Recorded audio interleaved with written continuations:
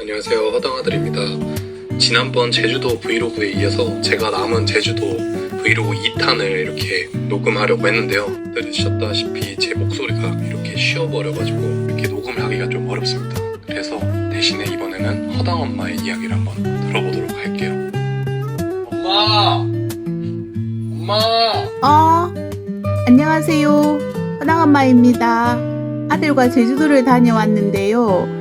제주도의 영상을 소개해드리고 저희가 살면서 느낀 인생의 철학을 좀 공유해 보려고 합니다. 인생의 정답은 아니지만 이런 인생도 있구나 하는 마음으로 즐겁게 함께 하시면 좋겠습니다. 제 아들이 4월에 제주 바다에서 수영을 하고 있는 모습이에요. 당시 수온은 10도로 아주 차가웠어요. 냉탕의 온도가 16에서 19도라는 걸 생각하면 얼마나 차가운지 짐작이 될 겁니다.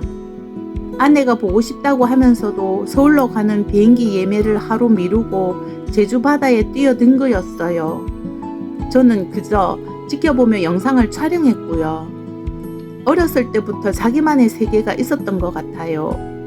유아기 때 어느 날 색종이로 개구리 접는 방법을 배운 적이 있었는데 제가 잠을 자고 아침에 일어났더니 색종이로 만든 수십 마리의 개구리가 방 안 가득했어요. 물어봤더니 자다가 잠이 깼는데 갑자기 낮에 배운 개구리 생각이 나서 접었다고 합니다. 이게 뭐지? 라고 생각은 했지만 곧 잊어버리고 설악산으로 이사를 가게 되었답니다. 그때 아들은 설악산에 있는 병설 유치원을 다녔습니다. 비가 오는 어느 날 우산을 들고 유치원에 갔더니 멀리서 아이들이 비를 맞으면서 공을 차고 있는 모습이 보이는 거예요. 그래서 속으로 저 아이들은 누구 아들이길래 이렇게 비가 오는데 공을 차고 있을까? 라고 생각하며 가까이 가봤더니 익숙한 실루엣인 겁니다. 바로 나의 아들이 아닌가. 가끔 이런 일은 있었지만 특별히 이상하게 여기진 않았습니다. 그래서 저는 허당아들이 초등학교 입학 후 등교를 거부하게 되고 그로 인해 상당히 오랫동안 선생님들로부터 부정적인 피드백을 받을 줄은 상상도 못했답니다. 아들은 수시로 꽂히는 게 달랐습니다. 꽂힌다는 단어보다 더 적절한 단어가 생각이 안 나서 꽂힌다고 하겠습니다. 그때는 비비탄이라는 아주 작은 총알을 총에 넣어서 쏘는 놀이를 즐겨 했는데 허당아들은 총을 쏘는 것보다 총알을 줍는 것에 몰두했었어요. 어쩌면 제가 사람을 향해 총을 쏘는 건 엄격하게 통제를 했기 때문일 수도 있겠네요. 아침에 다른 아이들이 등교하기 전에 총알을 모아야 했기 때문에 새벽 6시면 학교로 달려갔습니다.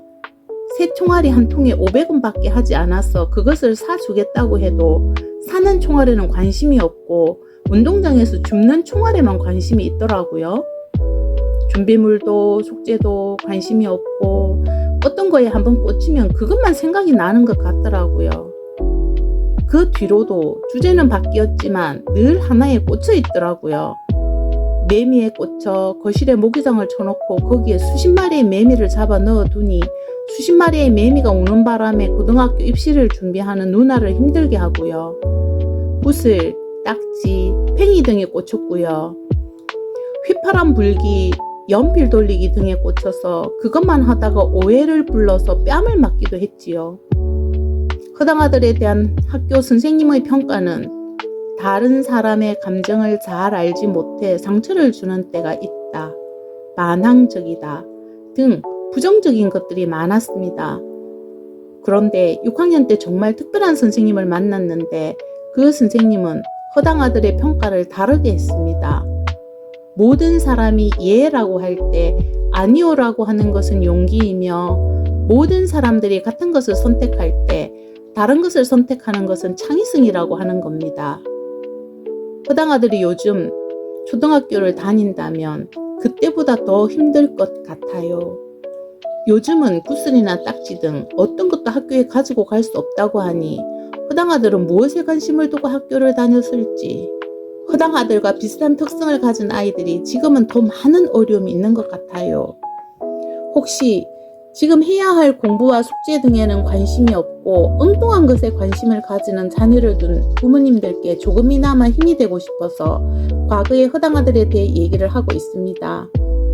선생님과 소통하는 방법을 잘 몰라서 반항한다고 오해를 사기도 하고, 아이들과 소통하는 방법을 몰라서 잠깐이었지만 왕따를 당한 적도 있었어요.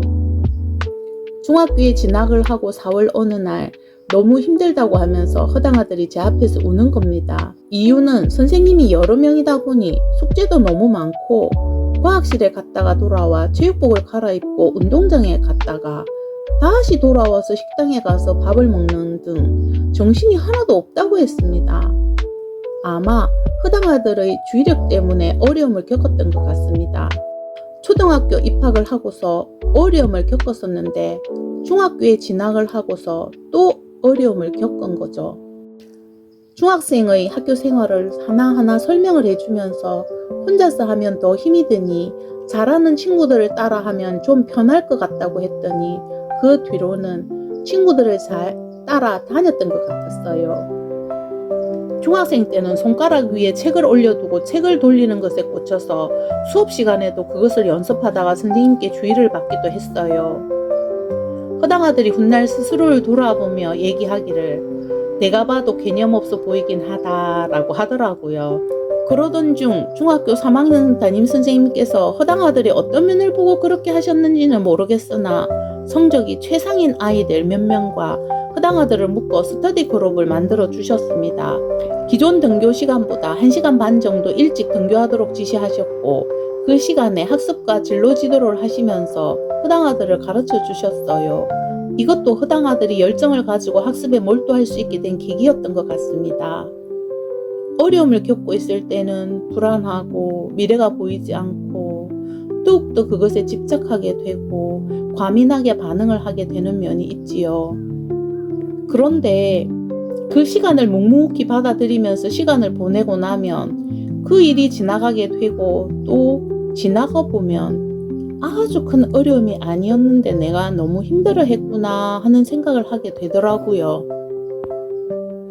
지금 어려운 시간이라면 빨리 벗어나려고 하지도 말고 지나가길 기다려보면 어떨까요?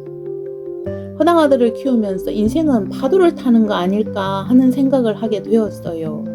파도에 따라 높아지기도 하고 낮아지기도 하는 것처럼 말이죠.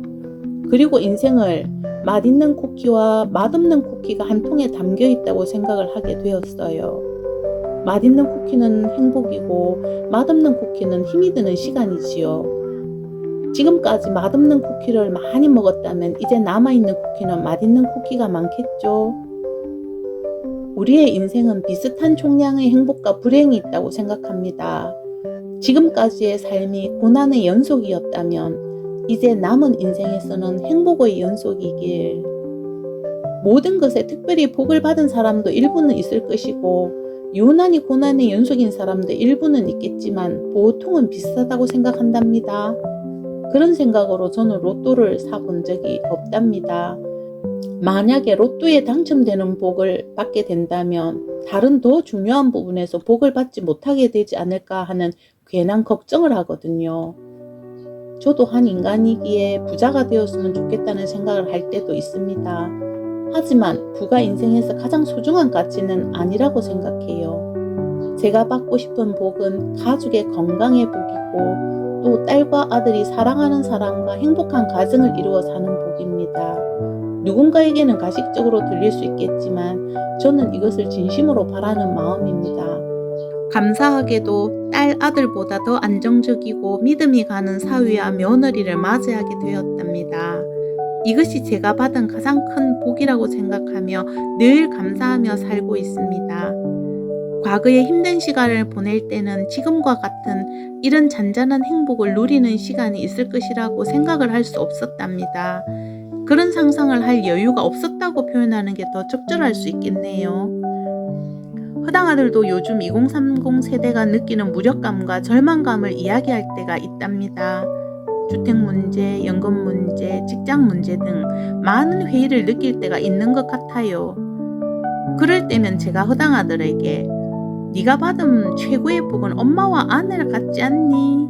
라고 말을 한답니다. 좀 뻔뻔하지만 전 진심으로 아들을 믿으며 지지하고 응원하며 살아가려고 노력하기에 그런 말을 한답니다. 선천적으로 큰 능력과 훌륭한 인격을 가진 사람도 있지만 전 그런 사람이 아니라고 생각하기에 더 많은 노력을 해야 합니다. ADHD로 인해 수시로 실수하고 절망하지만 다시 시작하는 나. 훌륭해서가 아니라 부족함을 인정하며 포기하지 않고 스스로를 사랑하며 살아가는 날 응원하며 우리의 제주 여행을 마무리할까 합니다. 오늘도 노력하는 우리 화이팅!